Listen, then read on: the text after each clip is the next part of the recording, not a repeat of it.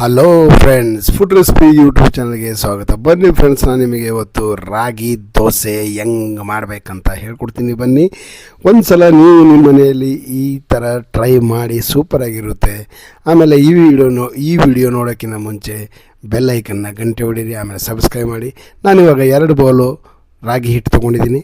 ಆಮೇಲೆ ಅದರಲ್ಲಿ 1 ಬೌಲು ಗೋಧಿ ಹಿಟ್ಟು ತೊಗೊಂಡಿದ್ದೀನಿ. ಗೋಧಿ ಹಿಟ್ಟು ತೊಗೊಂಡು ಆಮೇಲೆ ಒಂದು ಸ್ವಲ್ಪ ಚಿರೋಟಿ ರವೆ ಅಂತ ಬರುತ್ತೆ, ಚಿರೋಟಿ ರವೆ ತೊಗೊಂಡಿದ್ದೀನಿ, ಒಂದು ಅರ್ಧ ಬೌಲು. ಆಮೇಲೆ ನೀವು ಅಕ್ಕಿ ಹಿಟ್ಟಿದ್ರು ಕೂಡ ಹಾಕೋಬೋದು, ಇನ್ನೂ ಚೆನ್ನಾಗಿರುತ್ತೆ. ನನ್ನ ಹತ್ರ ಇರಲಿಲ್ಲ, ನಾನು ಇದೇ ಯೂಸ್ ಮಾಡ್ತಾಯಿದ್ದೀನಿ. ಆಮೇಲೆ 1 ಸ್ಪೂನು ಉಪ್ಪು ಹಾಕ್ಕೊಳ್ಳಿ. ಆಮೇಲೆ ಸ್ವಲ್ಪ ನೀರು ಹಾಕ್ಕೊಳ್ಳಿ.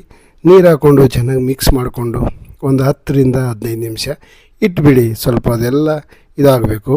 ಆಮೇಲೆ ತವೆ ಬಿಸಿಯಾಗಿದೆ, ಒಂದೊಂದಾಗಿ ರಾಗಿ ದೋಸೆ ಹಾಕಿ ತಿನ್ನಿ, ಮಸ್ತ್ ಮಜಾ ಮಾಡಿ ನೋಡಿ, ಸೂಪರಾಗಿರುತ್ತೆ. ಒಂದು ಸಲ ನೀವು ಟ್ರೈ ಮಾಡಿ, ಹಾಗೆ ಚೆನ್ನಾಗಿದ್ದರೆ ಕಮೆಂಟ್ ಮಾಡಿ. Okay, bye friends.